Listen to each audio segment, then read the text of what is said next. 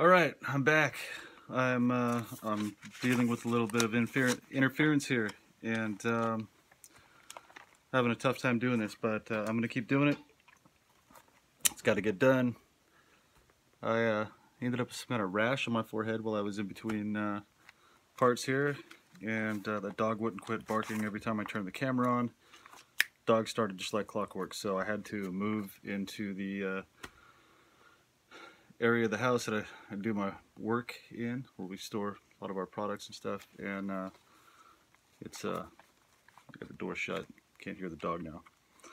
So that should be a little bit better for the listeners. You don't have to listen to that. I don't have to listen to it. I can hopefully concentrate a little bit better. And let me get back to part 3 of the Richard Cain court documents. And the where I left off, started going over some of the defendants in the case. And defendants in my case or your case might be different, but some of these I'm sure will be very similar because most of this comes from DoD.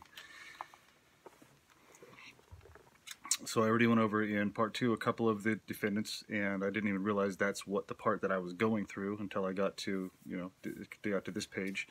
And so where I left off with the Alfred Mann Foundation, developed the millimeter-sized nanotechnology biomedical devices for spa ward. Defendant funded and authorized experiments to be performed by medical facilities and their doctors. Plaintiff's expert witnesses have traced the devices and their frequencies back to the U.S. Navy.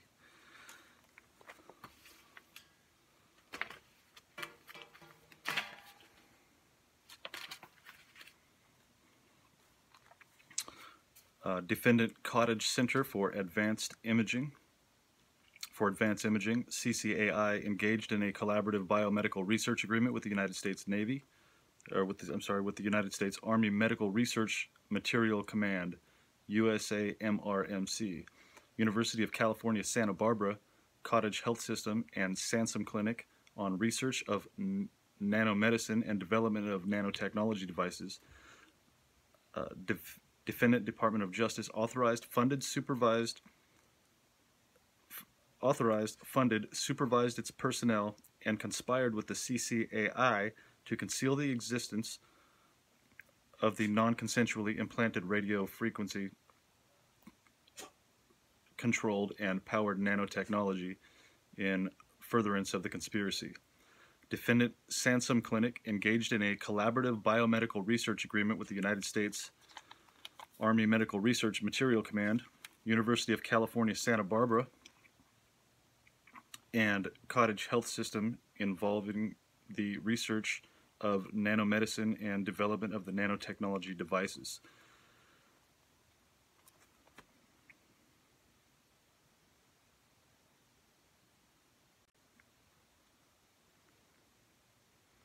So my ex-wife worked for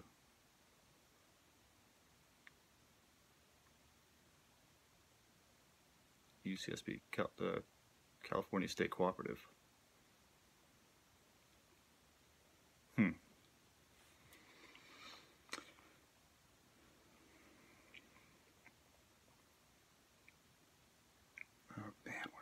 Defendant Department of Justice authorized, funded, supervised its personnel, and conspired with CCI to conceal the existence of non-consensuality implanted radio frequency controlled and powered nanotechnology in furtherance of the conspiracy. Defendant Sansom Clinic engaged in a collaborative biomedical research agreement with the United States Army Medical... Okay, I'm sorry I read this twice.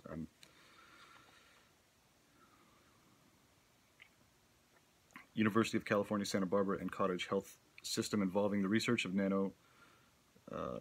nanomedicine and the development of nanotechnology devices. Department of Defense and Sansom Clinic authorized, funded, supervised its personnel, collected data, monitored research subjects, and conspired to conceal the existence of the millimeter-sized nanotechnology biomedical devices by falsifying the plaintiff's medical records and notes in furtherance of the conspiracy to conceal evidence of human experimentation. Defendant Pueblo Radiology and its employees authorized and funded by the DoD, USAMRMC, and its fellow co-conspirators to conceal the existence of the government-controlled and operated millimeter-sized radio frequency and powered nanotechnology devices by falsifying the X-rays and their related radiology reports as being normal in furtherance of the conspiracy. So just like a lot of you are going out to, I'm going to hold my place here,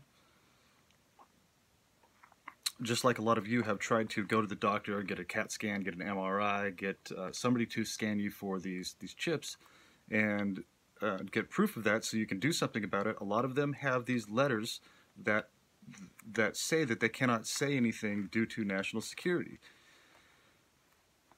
All right. Pueblo Radiology is also in a contract with the County of Santa Barbara and performs the radiology scans associated with its county medical facilities. Defendant Cottage Health Systems, CHS, conspired with the DoD and the USAMRMC, Sansom Clinic, Pueblo Radiology, and Dignity Health as partners in a contractual obligation for the research of nanomedicine and the development of nano devices. CHS authorized, funded, supervised its personnel who implanted and or concealed the existence of the biomedical devices. The DoD and the USAMRMC authorized the concealment of said devices. Defendants falsified X-rays and their related radiology reports in order to cover up the evidence of human research and consensual violations in furtherance of the conspiracy. Defendant Steve Hartzman, MD, a radiologist of the Cottage Health System, Dr. Hartzman dictated and authenticated the discovered 7/7/2011 Santa Barbara Cottage Hospital Radiology Department lateral chest X-ray of minor child, CAC, who was born at the Santa Barbara Cottage Hospital on 9/22/2007. Dr. Hartzman falsified the radiology report as having 2 views, when in fact 3 views were taken. Dr. Hartzman omitted the 3rd view, lateral X-ray, which depicts foreign millimeter-sized objects implanted and or injected into the aorta region of the minor child's body. So they put an RFID chip near this kid's aorta, just part of your heart. That's disgusting. Dr. Hartzman intentionally failed to input the 3rd view, lateral X-ray, into the Cottage Health System database in furtherance of the conspiracy. Defendant Department of Defense, its components, partners, and other third-party, I know it says that a lot, I'm just reading through this, and our other third-party subcontractors authorized the concealment of the biomedical nano devices. Plaintiff's expert witnesses have determined that sub-millimeter and millimeter-sized RF-controlled and powered nanotechnology devices are depicted in the discovered X-ray. Defendant Kai Kinder, MD, a radiologist for the Cottage Center for Advanced Imaging, Dr. Kinder dictated the scan plaintiff Richard Cain's chest. Dr. Kinder falsified the radiology report as being normal in order to conceal the existence numerous sub-millimeter and or millimeter-sized metallic electronic devices and or wires, which are implanted into the heart, back, and chest of the plaintiffs in furtherance of the conspiracy. Defendant Department of Defense, its components, partners, and third-party subcontractors authorized the concealment of the biomedical nano devices. Okay, so this goes through numerous doctors that lied on reports. Dr. Sean Snodgrass, radiologist. Let's see, this is something about a falsifying report. Ollie Shepard. Oh, okay, I should read this. It says remote neural monitoring. Okay. I'm just going to keep reading through these. Defendants Sean Snodgrass, MD, a radiologist for the Cottage Center for Advanced Imaging. Dr. Snodgrass authenticated the 4/17/2012 CT scan of the plaintiff's chest. Dr. Snodgrass falsified the radiology report in order to conceal the existence sub-millimeter, millimeter, and other sized metallic electronic devices and or wires which are implanted into the heart and chest of the plaintiff. Department of Defense, its components, partners, and other third-party subcontractors authorized the concealment of the biomedical nano devices. Plaintiff's expert witness have discovered radio frequency controlled and biomedical devices that were implanted and or injected into the heart and body of the plaintiff. This next one looks kind of interesting. Defendant Ollie MD, a radiologist for the UCLA Medical Center UCLAMC, Dr. Sapardi dictated and authenticated 3/22/2013 UCLA MRI radiology report of the plaintiff's head.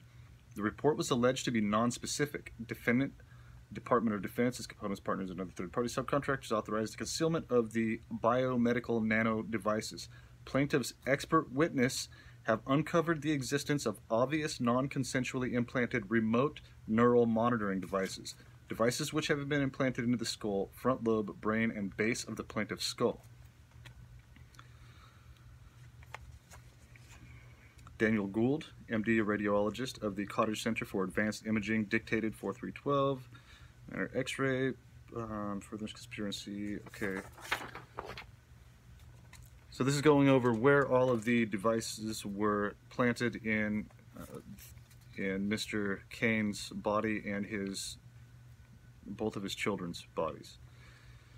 X-ray of child, daughters. Okay, falsified radiology report. More radiology reports.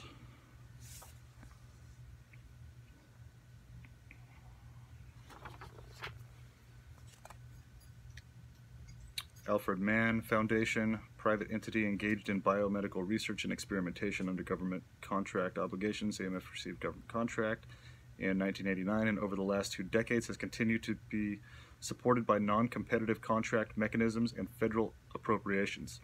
AMF held contracts from William Heat-Dirks at the National Institutions of Health. National Institution of Health funds the Alfred Mann Foundation, which is a CIA special access program. Okay, so the National Institution of Health funds the Alfred Mann Foundation. The Alfred Mann Foundation is a CIA special access program, developer of implants under naval space warfare contract. Why is it under space warfare? Okay, that contract is number N6600106C8005. So I bet that contract is available through something now, maybe WikiLeaks. Okay, AMF also donates monies and is engaged in contracts with the Sansom Diabetes Research Institution for biomedical device research development. Yeah, 1 in 3 people in the United States are diabetic, type 2 diabetic, and you have the type 1s that are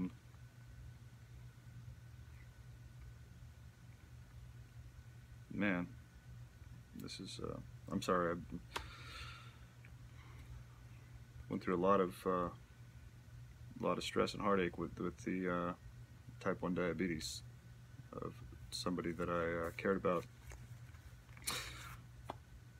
Level 3 communications. A California corporation, a third-party contractor for the Department of Defense, who is tasked with disseminating false information and defaming the character of the plaintiff. Oh, really? Level 3 communications, California corporation. False information, defaming the character. How did this guy find all this out? Defaming the character of the plaintiff. Defendants, in an effort to isolate the plaintiff and perpetuate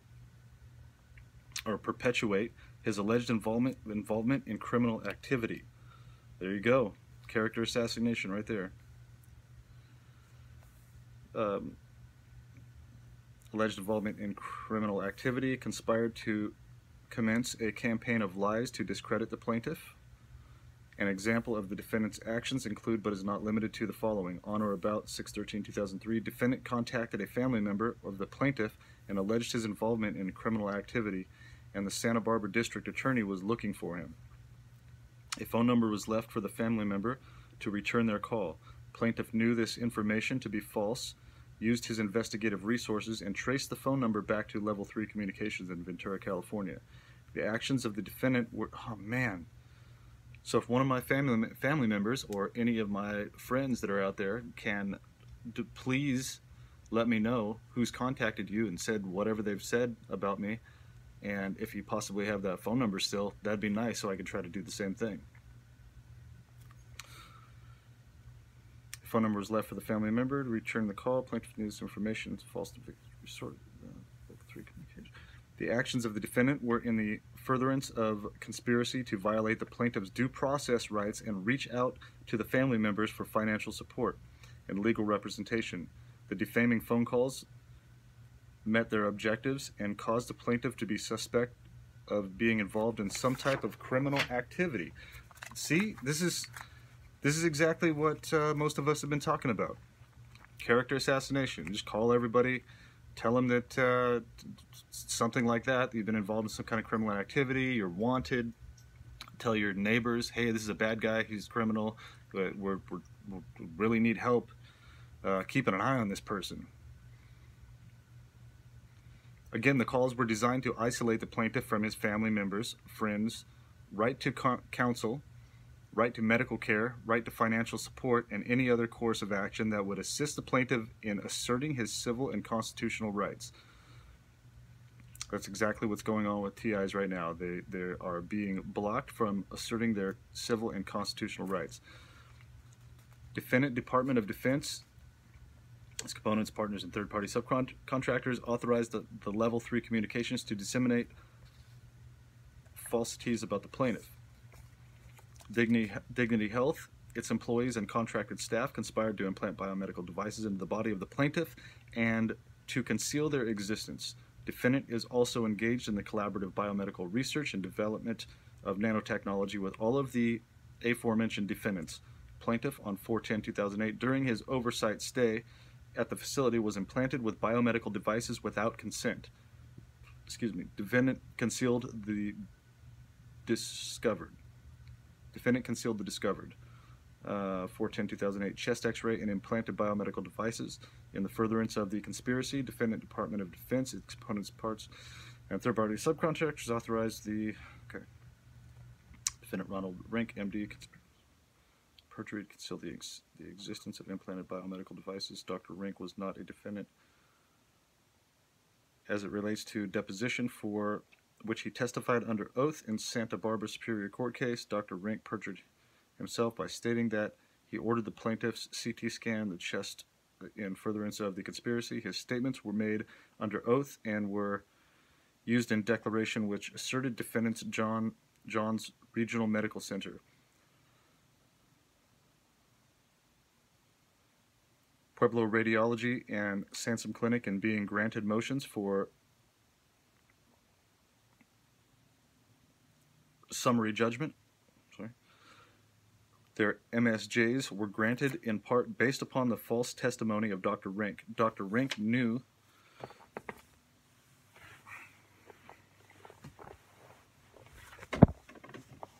get comfortable here.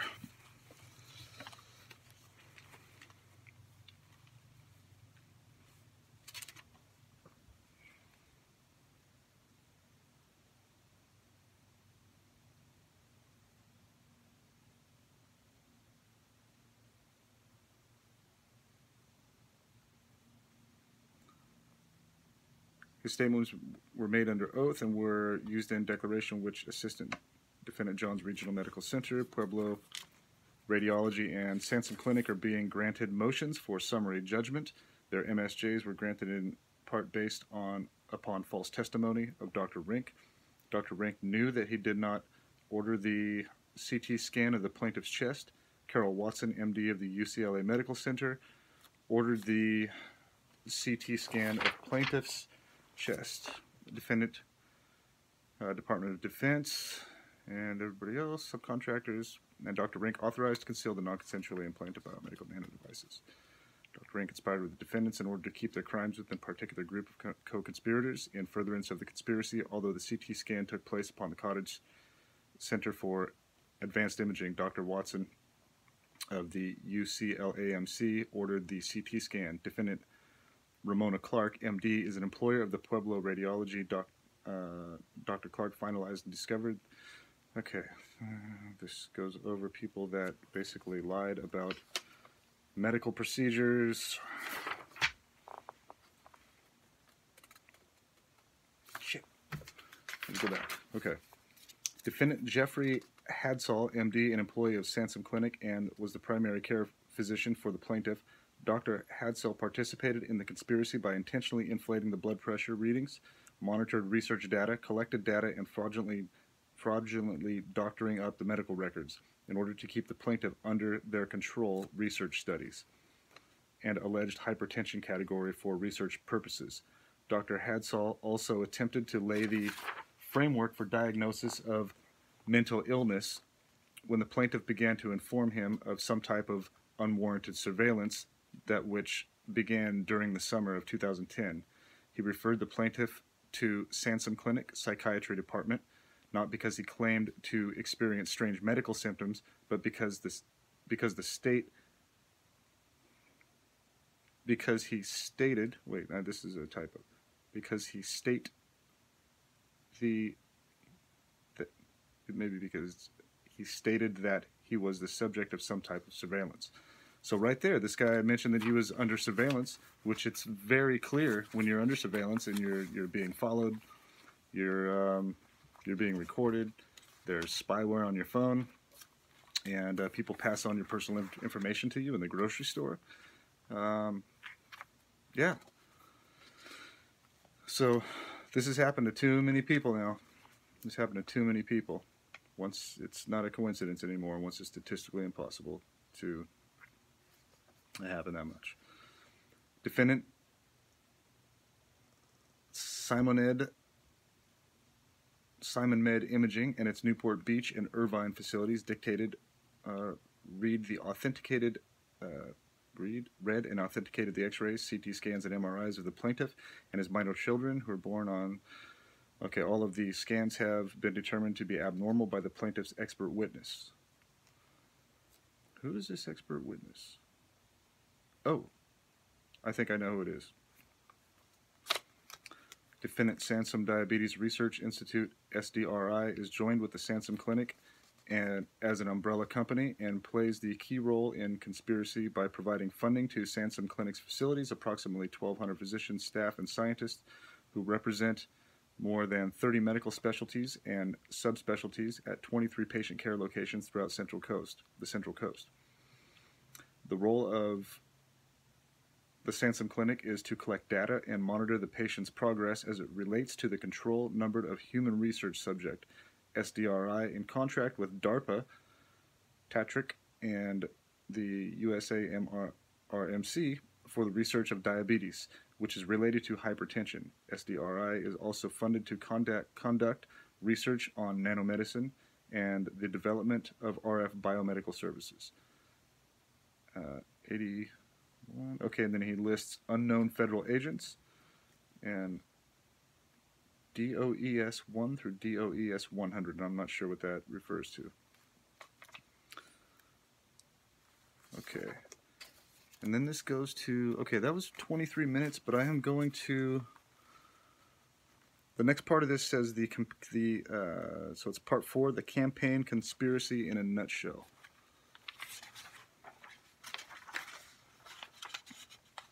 Now I'll go ahead and read through that. The campaign conspiracy in a nutshell. Department of Defense, its components, partnerships, grant recipients, or its defense subcontractors, and the Sansom Diabetes Research Institute, SDRI, were awarded millions of dollars for DARPA and USAMRC to engage in biomedical research of diabetes and the development of biomedical devices. SDRI then conspired with defendants and used its umbrella company, Sansom Clinic, its physicians, surgeons, and scientists to monitor, collect data, and the primary care physicians fraudulently diagnosed potential human research candidates as having medical conditions in order to gain access to their bodies at a later date.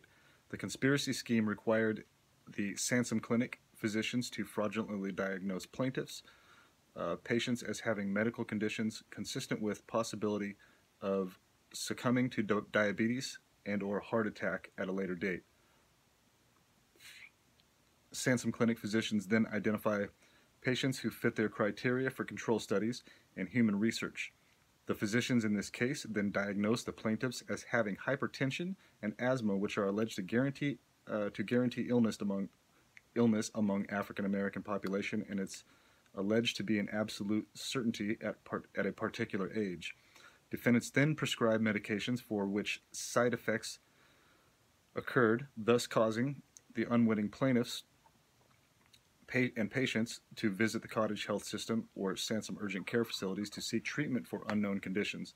Sansom Clinic then used their physicians, surgeons who are on call and who are contracted with the cottage health and dignity health systems to implant the plaintiffs. Once a patient has been implanted with an RF device, once a patient has been planted with an RF device,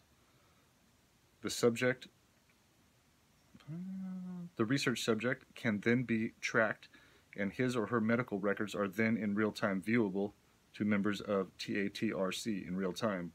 The defendant hospitals are staffed by Sansom Clinic physicians, thus providing them with access and avenues for which they use to implant plaintiffs with the RF devices. After the implantation process has been completed, the RF devices can be triggered remotely, prompting a patient to seek medical attention and address alleged medical symptom. So, like a few weeks ago, maybe about a month ago, when I was doing this one video, and I got some pretty good evidence of the noise campaign outside of my house, people just yelling and screaming nonstop, I started having these chest pains.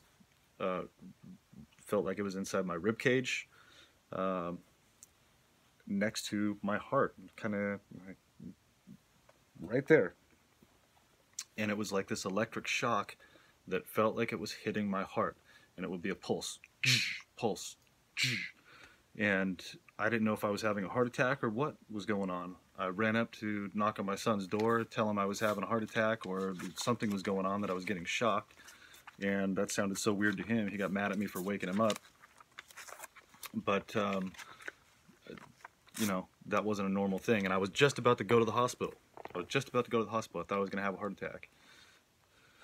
But now that, you know, I understand more of this, what's going on, you know, I'm just being harassed and tortured.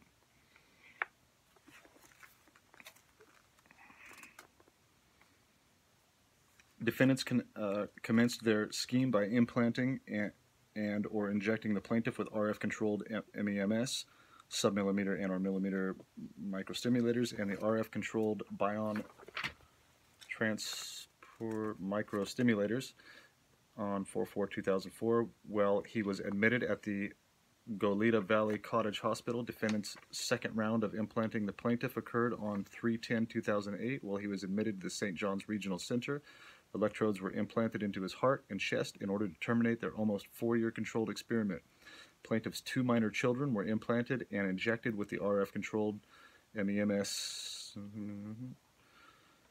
after their birth at the Santa Barbara Cottage Hospital. The minor child was born on 3/3/2006, was implanted a second time in his left arm during a dental visit in the city of Simi Valley, California in 2011. The conspiracy campaign flowchart is herein attached in Exhibit 8. And I don't think all these exhibits are in this paperwork.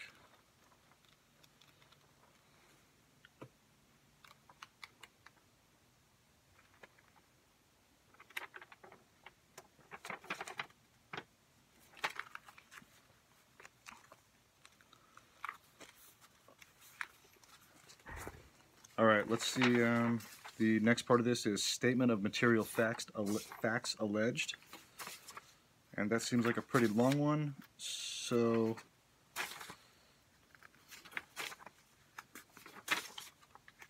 I'm going to put that into part 4. Man, we might have like 10 parts of this thing here, huh? I'm on page 30. We've got a ways to go. But there is a lot of information in this. And you know, if you're going through this and you're hearing this for the first time, how detailed this is, and how similar a lot of these situations sound to your situation, what you're going through. This is might be the most important thing in your life that you could hear. So I'm going to go ahead and end with that for part 3, and part 4 we'll go ahead and start back on this, and we'll start with the statement of material facts alleged for the Richard Cain lawsuit.